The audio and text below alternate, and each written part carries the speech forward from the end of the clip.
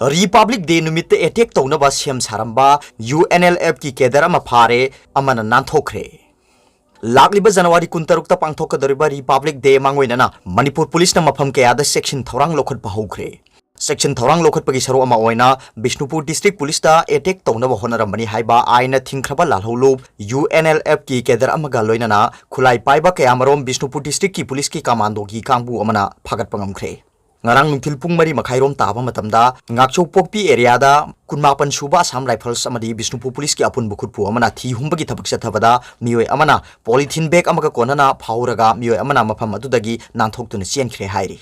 Police na phauraba mioi atudi Imphal East District ki wangkhai ningthem pukhi mapandagi khundongpham lamjingba sahina nipu apokpa KH Brojendro kawi hairi Police na pharba lamjing bana phongdorokpagi matungina mahak UNLF ki self style measure nongdon gi makha da thabak tawbani hairi makha ta na polythene bag adu check tawbada attack tawbada sina na bayam labo khusugulai kya yauramba thengnakhi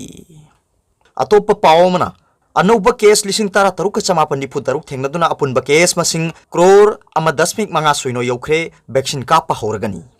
Laibak asigi oina hokiba pung kunmari da COVID-19 gi anouba case lising tara taruk chamapan nipu taruk thenglakibaga loinana ngasi phawbuda apunba case masing crore ama 10 soino manga yokhre ngasi phawbuda leina asidagi phagalaklaba case masingna crore amaga lakh amaga lising nipu taruka chatret humphum do yokhibaga loinana hojik naduna leiriba masingna lakh ani ga lising tara humdoi ga chatruk sukna ahum oiri Nauna mioi chamaga bong drani pan sikhibaga loinana apunba sikhiba masing lakh amaga lising yankhima thoiga chatret kuntaret yoshinkhre Marakasida laibak sigi mi billion ama 10 da vaccine kapa thangjin mitaki honaba sem sakhibaga loinana pithribi da khwaidagi chawba vaccination program oigadori ahan bunu mitalaiba sigi mafam lising ani ga chamapan kuntha mari da healthcare worker lak henna sinaduna hogdokani hairi Hariba vaccination program asida mafam khuding makta khwaidagi yamlaba mioi chani da vaccine thabaga loinana nongmata mafam amada vaccine henna kapsin bagi thabak tawdanaba Union Health Ministry na state singda pautak pikre hairi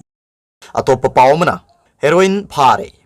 Nap police station gi khutpu amana ngarang numidang waram pung manga makhairom taba matamda mioi ani dagi heroin gram samri gani phuni thoika konana mayai lambi gi samuro oil pump manak tagi phare hairi pharaw polam sing adu tata truck amada sapon kep dipu mari da haplaga purambani phagalaba mioi ani adudi Muhammad Zahir Ali sahin kunthraum doi apokpa Muhammad Razaudin Laifamna Phundrei awang lekai amasung Muhammad Amjad sahin kuntaruk apokpa Muhammad Azad kawi Makhoi su phundrei awang lekai dagi ni hairi nap ki SP basun haibada makhoi ani gi mathakta case ama nap na lokhutuna makhata ba investigation chathawa hore atopa pawmana kunthani thoi suba drivers day gi thorum pangthokre driver sing phubiba ransom gi phaba amadi punsi phawba manghan bikhiba si matungda tawbiganu union All Manipur Road Transport Drivers and Motor Workers Union Sinduna kunthani thoi suba drivers day gi thorum pangthokre MJ Avenue Dalaiba Union gi office ta pangthokiba thoramda Union gi president Sairem Manglem Union gi thopuba sing Union gi driver amadi laikhidraba driver singi imung manung gi mioi singna saruk yaduna laikhidraba driver singda laikatuna ikai khumna butki